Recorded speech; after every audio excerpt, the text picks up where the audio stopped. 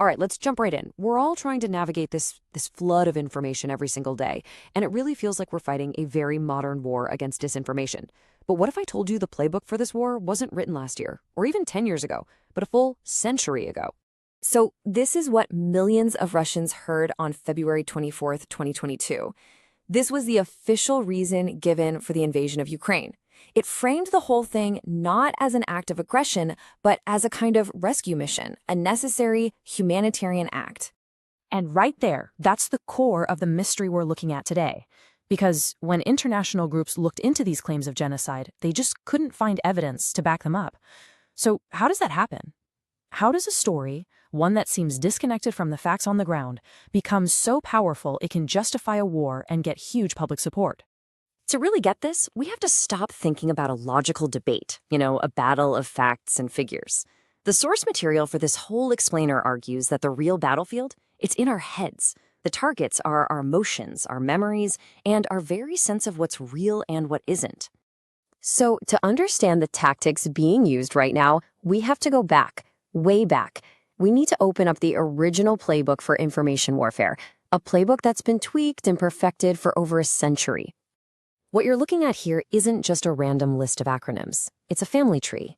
You can draw a straight, unbroken line from the very first Soviet secret police, the Cheka, born during the revolution, all the way to today's SVR, Russia's Foreign Intelligence Service. That's not just a fun fact. That's a century of institutional memory, of shared tactics and knowledge. And at the absolute heart of that knowledge is this one concept: active measures. Now, this was never just about spying, stealing secrets. Not at all. This was about shaping reality. It was a kind of political warfare aimed at influencing world events, messing with people's perceptions, and destabilizing enemies using everything from fake news and forgeries to covert ops. It's all about making your story the only story that matters. To really see how this works in practice, let's look at an absolute masterclass in deception from the 1920s. It's an operation that perfectly shows you what these active measures look like in the real world. Okay, so picture it. It's the early 1920s. The new Bolshevik government is still pretty fragile. Just across the border, in places like Finland, you've got all these exiled Russian generals and nobles, the Whites, and they are actively plotting to take back their country. They're motivated, they have connections, and they are a very, very real threat.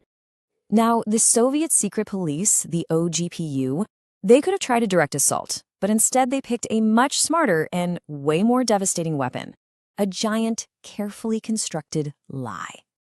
And this is where it gets truly brilliant. Step 1, they literally invented an anti-Bolshevik resistance group out of thin air, and they called it Trust. Step 2, they used this phantom group to make friends with their enemies abroad, feeding them just enough real info to make all the lies seem plausible. And then, the masterstroke, Step 3. For 6 straight years, they told the counter-revolutionaries, hold on, don't attack yet. The big uprising from Trust is just around the corner. They completely paralyzed their enemies with a fake hope, all while tricking their most dangerous agents to come into the country to be arrested. It's just incredible. Okay, so that's a fantastic historical spy story. But what in the world does a fake resistance group from the 1920s have to do with a 21st century information war? Well, it turns out everything. Because the mechanism underneath it all, let's call it the emotional engine, is exactly the same. Take a look at this comparison. The old tactic, create a fake internal reality, Operation Trust. The modern tactic, create a fake external reality, like, say, Ukraine as a genocidal aggressor. The tools are different, sure. You swap out secret agents for state-controlled media and social media trolls. But the core strategy is identical. Play on people's emotions to get a political result. Back then, it was to neutralize an enemy. Today, it's to build up support for a war. But you have to ask, how is this even possible now? In an age with so much information out there? Well, this number is a huge part of the answer. So, according to a 2022 survey, a whopping 64% of Russians said that state-controlled TV was their main source for news. When one source has that much control and all the independent voices have been squeezed out, you basically create a closed loop, an information bubble. And inside that bubble, you can launch these incredibly powerful emotional stories, experts call them frames, and you can do it without anyone pushing back with pesky facts. These frames, they are the modern version of Operation Trust. And researchers have identified 3 main frames that were used to build support for the 2022 invasion. First, you frame the Donbass region as a victim of an 8-year genocide. This makes people feel protective and angry. Second, you frame the Ukrainian government as the enemy, not leaders, but a Nazi junta. This dehumanizes them. And third, you frame the whole conflict as a defensive action against the West, which taps into national pride and also fear. So here's the psychological punchline. When you are just bombarded with these powerful emotional stories and you don't have any other information to compare them to, your brain's ability to fact-check can get short-circuited. As the source material puts it, your ability to monitor social reality gets all messed up. Emotion just takes over from logic.